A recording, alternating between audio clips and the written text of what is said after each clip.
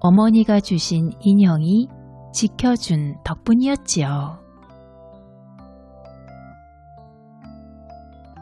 그러던 어느 날 새어머니는 새딸에게 일감을 주었어요. 큰딸에게는 레이스 짜기, 둘째 딸에게는 양말 뜨기, 그리고 바실리사에게는 옷감 짜는 일을 시켰어요. 새어머니는 호롱 뿌리며 장작 뿌리며 집 안에 있는 불이란 불은 모두 꺼버리고 딸들 방에만 촛불을 하나 켜두었어요. 레이스를 짜던 큰딸이 촛불을 만지는 척하더니 슬그머니 꺼버렸어요. 그러더니 시치미를 떼며 말했어요.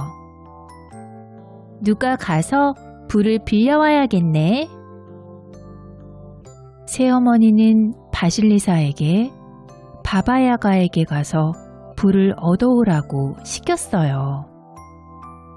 이게 모두 새어머니와 언니들이 미리 짜둔 계획이었지요. 바실리사는 쫓겨나다시피 집 밖으로 나왔어요. 인형아, 어쩌면 좋지? 마귀 할멈한테 가면 잡아먹히고 말 거야. 주머니에 있던 빵 조각을 인형에게 주며 바실리사가 말했어요. 그러자 인형이 말했어요. 걱정하지 마, 바실리사. 내가 널 지켜줄게. 내가 곁에 있는 한 누구도 널 해치지 못해. 바실리사는 인형을 꼭 끌어안고 깜깜한 숲을 향해 발걸음을 옮겼어요. 한참 숲길을 걸어가는데 하얀 옷을 입은 기사가 하얀 말을 타고 눈앞을 휙 지나갔어요. 그러자 어느새 날이 하얗게 밝았어요.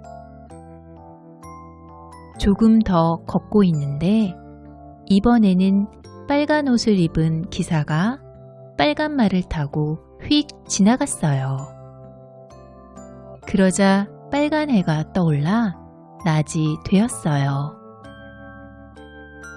바실리사는 밤새 꼬박 걷고 낮이 지나도록 걸어서 드디어 마귀 할멈 바바야가의 집에 도착했어요.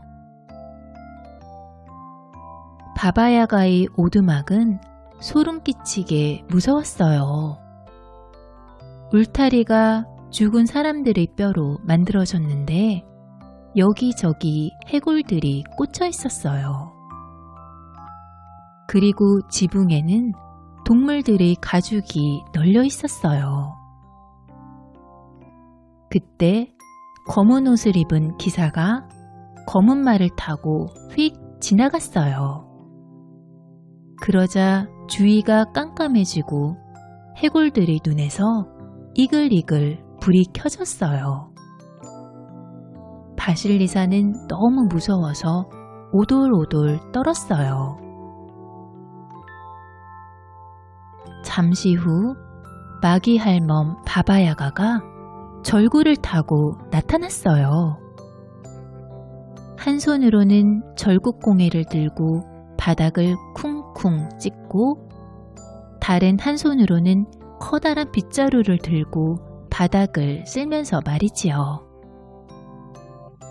킁킁, 어디서 사람 냄새가 나는데?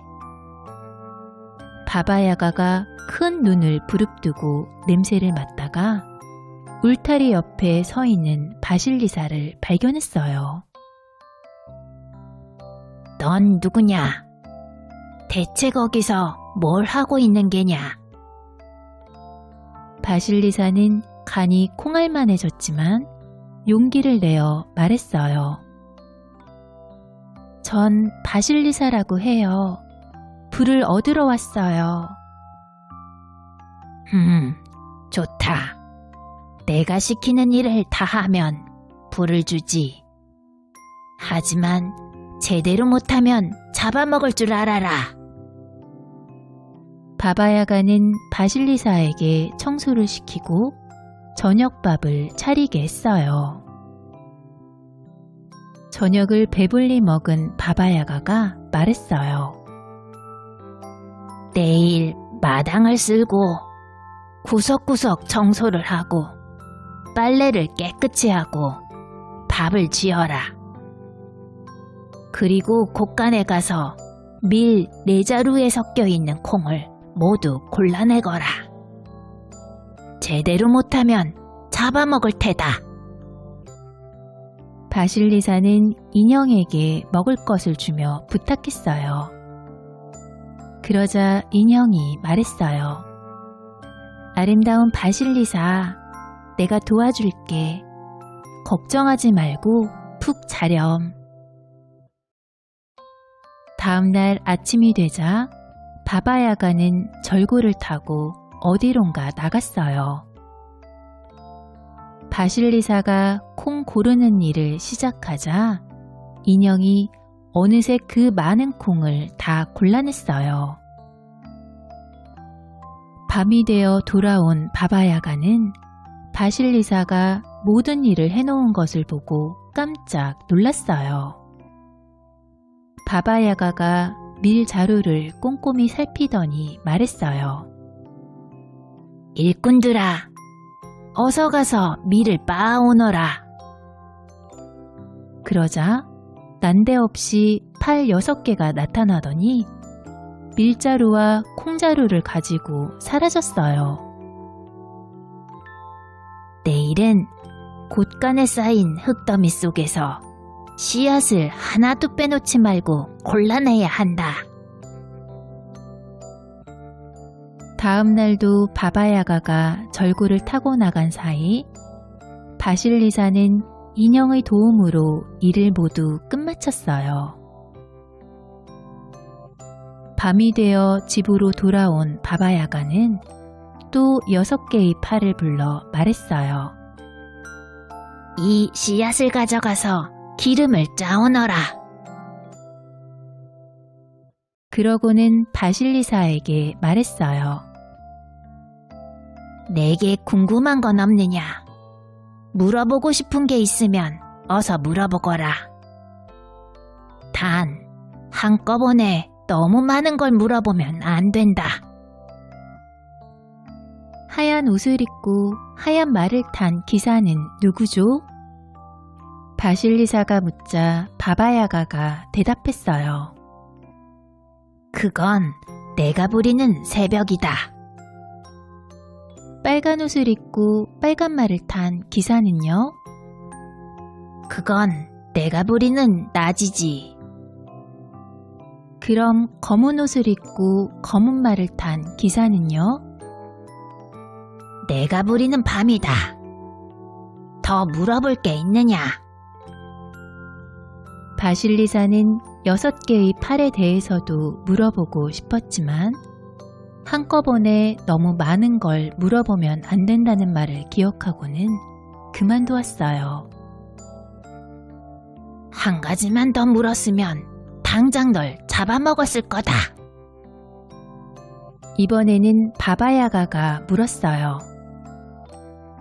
바실리사, 너는 어떻게 그 많고 힘든 일들을 척척 해내는 거냐?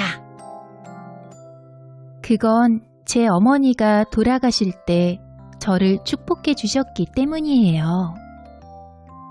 바실리사가 말하자 바바야가가 펄쩍 뛰며 말했어요. 뭐? 축복이라고? 나는 그런 말은 딱지색이다. 어서 내 집에서 썩 나가거라. 바바야가는 약속대로 불을 주고는 바실리사를 쫓아냈어요. 바실리사는 해골에 든 불을 가지고 조심조심 집으로 돌아왔어요. 그러자 새어머니와 언니들이 바실리사를 무척 반겨주었어요. 큰딸이 말했어요. 내가 없는 동안 불이 하나도 켜지지 않았어. 밤에 불도 못 켜고 추운데 오돌오돌 떨고 있었다고. 바실리사는 해골에 든 불을 얼른 내밀었어요. 그러자 해골 눈 속에서 이글거리던 불이 뿜어져 나와 집을 순식간에 태워버렸어요. 새어머니와 언니들은 집과 함께 재가 되어버리고 바실리사는 혼자가 되었어요. 바실리사는 무서워서 엉엉 울면서 마을로 내려갔어요. 한 할머니가 가엾은 바실리사를 자기 집으로 데려가 함께 살게 해주었어요.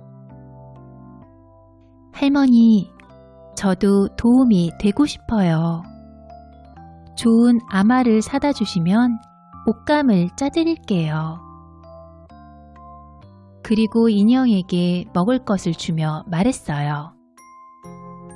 인형아, 실을 잡는 물레와 옷감을 짜는 배틀을 만들어주렴.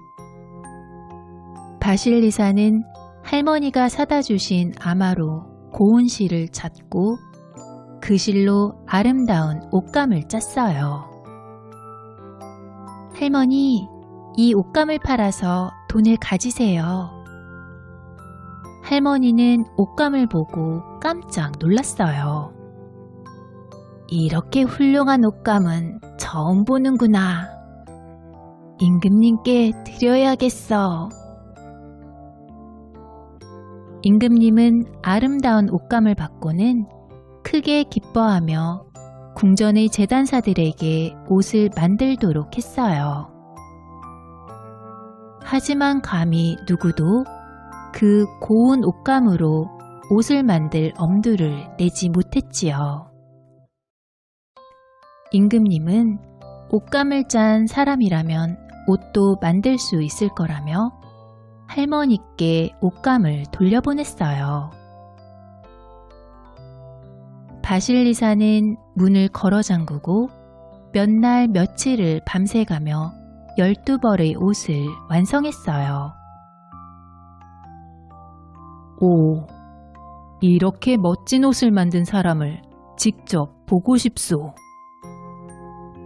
임금님은 바실리사를 궁전으로 불렀어요.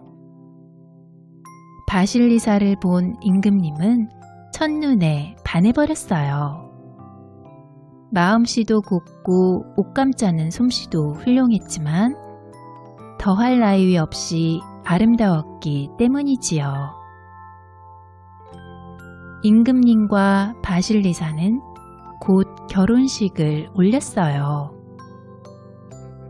바실리사는 먼 곳에서 돌아온 아버지와 자신을 돌봐준 할머니를 모시고 궁전에서 행복하게 살았어요. 물론 어머니가 주신 고마운 인형도 평생 함께 했답니다.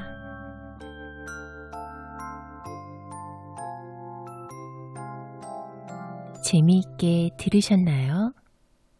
꿀잠 자는 편안한 밤 되세요.